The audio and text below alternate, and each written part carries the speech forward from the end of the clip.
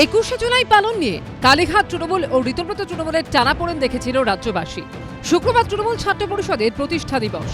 তার আগে ফের একবার সামনে এলো কালীঘাট তৃণমূল ও ঋতব্রত তৃণমূলের টানাপোড়েন। সংঘাতের জল গড়ালো আদালতে।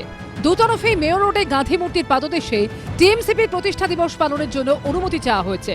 এরই মধ্যে পুলিশের বিরুদ্ধে 28শে আগস্ট অর্থাৎ শুক্রবার তৃণমূল ছাত্র পরিষদের প্রতিষ্ঠা দিবসের কর্মসূচির অনুমতি না দেওয়ার অভিযোগ তুললেন মমতা বন্দ্যোপাধ্যায়। আমরা ভদ্রতা করছি। 27শে জুলাই পারমিশন চেয়েছি আমরা পুলিশের কাছে 28শে আগস্টের জন্য, আজ পর্যন্ত পারমিশন পাইনি।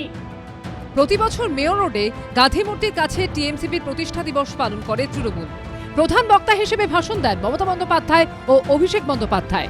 কিন্তু রাজ্যে রাজনৈতিক পালাবদলের পর পরিস্থিতি বদলে গেছে, ভেঙে খান খান হয়ে গেছে তৃণমূল। এই অবস্থায় মেয়র রোডে টিএমসিপির প্রতিষ্ঠা দিবস পালন করতে চেয়ে কলকাতা হাইকোর্টের বিচারপতি সৌগত ভট্টাচার্যর এজলাসে কালীঘাট তৃণমূল শিবিরের হয়ে আবেদন করেন প্রিয়াঙ্কা অধিকারী।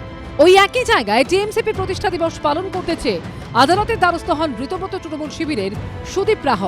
ফলে ইতিমধ্যে এ নিয়ে জটিলতা তৈরি হয়েছে। এরই মধ্যে সোমবার নিজেদের আসল তৃণমূল দাবি করে 28শে আগস্ট কালীঘাট তৃণমূল শিবিরকে মেয়র রোডে অনুমতি না দেওয়ার আবেদন চালালো ঋতব্রত তৃণমূল। দেখুন, আমরা মেয়র রোড চেয়েছি, এখনও কোনো আমরা নির্দেশ পাইনি। ব্যাপারটা নিয়ে ওনারা হাইকোর্টে গেছেন, আমাদেরও হাইকোর্টে পার্টি করা হয়েছে।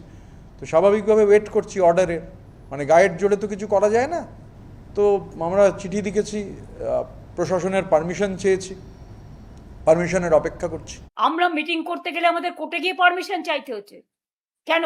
ভারতবর্ষে সংবিধান নেই? গণতন্ত্র নেই? কেন আমরা একটা আন্দোলন করতে পারবো না? কেন আমরা একটা মিটিং করতে পারবো না? এদিনে বিজেপির বিরুদ্ধে তাদের কর্মসূচিতে বাধা দেওয়া, ভয় দেখানোর মতো অভিযোগে সুর চড়ান মমতা বন্দ্যোপাধ্যায়।